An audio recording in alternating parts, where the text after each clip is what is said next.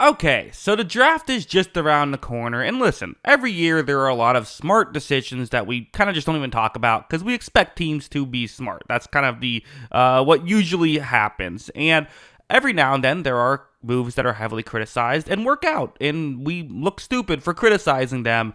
But then there's the other moves, the ones that just in hindsight were not smart, and so we're only going to go back a few years, starting from the 2020 draft, so past 5 drafts. These are, in my opinion, the 7 worst moves, and just to be clear, I'm not inherently just talking about you drafted a guy, turns out he stunk, and the guy behind him was great. Sometimes there's logic in doing that, and it just didn't work out.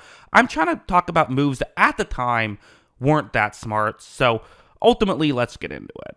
Number 7, I'm kind of breaking what I just said with going with Jeff Okudah because the reality is there were a lot of people that really liked him, thought he'd be a great player, and that's why he was drafted at number 3 overall. But really, this was a move that shouldn't have happened, and definitely part of why I'm putting this on the list is because of how good some of the other players immediately drafted after Okudah ended up being. Andrew Thomas, Tua, Herbert, and Derek Brown were the next 4 picks. 4 really good players.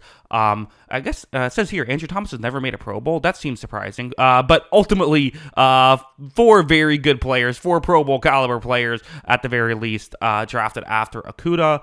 Also, while Okudah was considered a big prospect, there were some issues like, not the fastest corner, which is something I've been on for a while that would concern me about corners like that.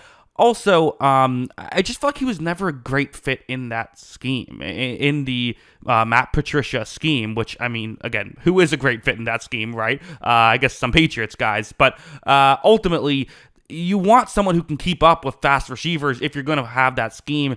It just never really made sense, and kind of factoring in who went behind him, it's low on the list, but still on the list for me. Number 6 is another one where it's like, okay, part of it was, it's kind of later on in the list, it's hard to come up with great picks, but I think this is an interesting one. So the New York Giants not drafting Akeem Ekwonu. Well, why am I saying this? They drafted Kayvon Thibodeau, and would you rather have Akeem Ekwonu or Kayvon Thibodeau? I don't know, but certainly at the time, that was not a hot take. Thibodeau was considered better than just the 5th overall prospect, but here's why I'm still putting it on the list. The Giants had the 5th and the 7th overall pick. Akeem Ekwonu was considered the first tackle that should be taken off the board right there. The Carolina Panthers were going to go tackle no matter what at 6. That was just accepted. They needed a tackle. They wanted a tackle. The Giants still decided to go with the edge rusher just to secure they got Thibodeau. And listen, they liked Thibodeau enough. They wanted to make sure that they had him. I get it. But ultimately, they were not able to get Ekwonu, and they were probably happy with Evan Neal. But in my opinion, they shouldn't have been. In my opinion, at the time, I did not like Evan Neal as much as Ekwonu or Charles Cross, but they ultimately went that way and said, well, let's just make sure we get the guy that we really want, even if we lose a chance at getting a tackle later. Ultimately, it ends up sinking them. They get Evan Neal, who just wasn't very good for them. So, again, could have blown up in their face had they decided to wait, so I get why they didn't, but probably would have been a better move if they drafted Ekwonu. The Panthers got Evan Neal, and then they still got Thibodeau with pick number 7. Number 5, Jalen Reagor, who will forever be known as the guy that the Philadelphia Eagles drafted 1 pick in front of Justin Jefferson, a pick that famously, this was the COVID draft, and you saw people, the people in the Vikings, they cut to the Vikings and they were celebrating when they found out that Jefferson was still on the board. Reagor had been selected. And listen, these things are always easier to say in hindsight, right? It just is. But ultimately, when you draft a guy who just completely does not work out for you, and then the next pick after is debatably the best player at that position and looks to be on his way to having a gold jacket someday, yeah, that's a bit of a rough one. Number 4, I'm going with Josh Myers, and this is a weird pick if you don't know the surrounding stuff with Josh Myers. So Josh Myers was selected as a late 2nd round pick and was honestly a fine player. For that draft capital, they got a fine center for the years that they had him. No big deal there. So then why is he on the list? Well, because the very next player was another center named Creed Humphrey, who has been probably the best center in football for the Kansas City Chiefs since they got him. And again, this isn't a situation where the Reagor versus Jefferson thing, reasonable minds were differing prior to it.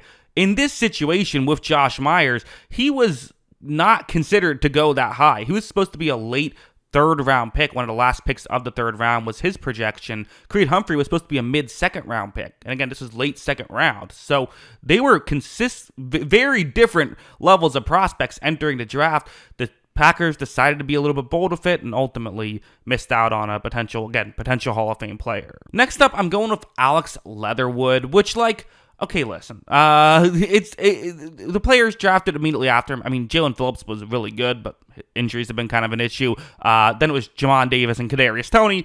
Okay, he didn't miss a ton there, but there were some good players. Christian Darrisaw was not too far down the list, right? So there were some good players they could have had. Even Gregory Rousseau was not too far back. But this was just, I feel like I kind of had to pick a Raiders player on here to some degree. The Raiders were in their stretch of consistently reaching on players. That was their strategy, was, hey, we're just going to take the player we like. We're not going to worry that much about when they're supposed to go because we value our own, evaluations.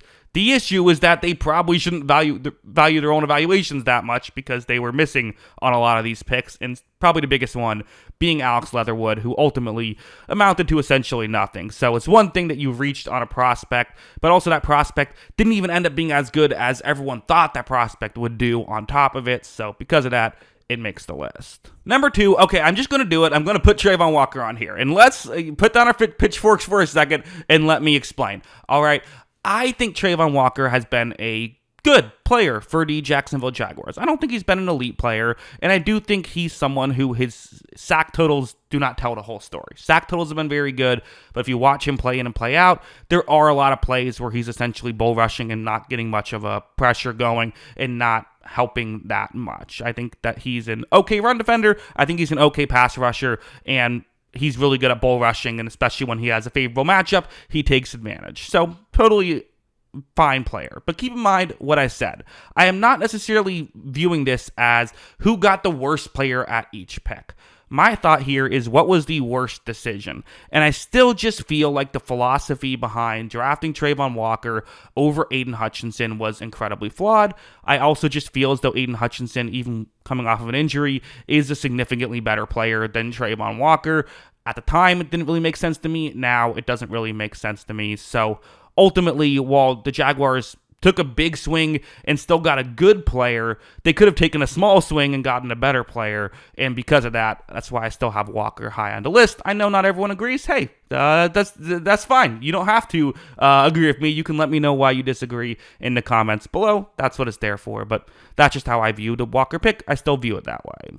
Number 1, I'm going Trey Lance. And listen, there was a smart aspect of this from the 49ers. They correctly recognized that they needed to improve the quarterback position. That the reality is they were not winning a Super Bowl with Jimmy Garoppolo. They needed to get better there. And so trying to find a quarterback who they could draft and develop totally made sense. The issue was they just gambled wrong on Trey Lance and giving up as much draft capital as they did for a guy who, again, they probably could have given up significantly less draft capital to have gotten one of either Lance, Fields, or Mac Jones, all three of which have bounced around now different teams, but ultimately they were viewed as similar levels of prospects to the point where we didn't know who the 49ers were going to take until draft night.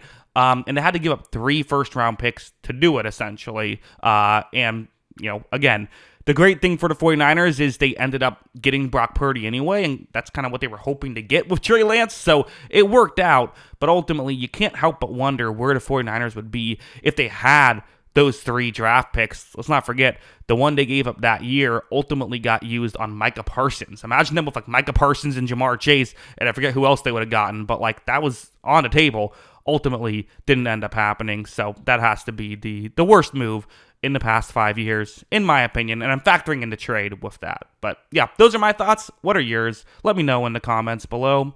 Always love hearing from y'all, and of course, as always, thanks for watching.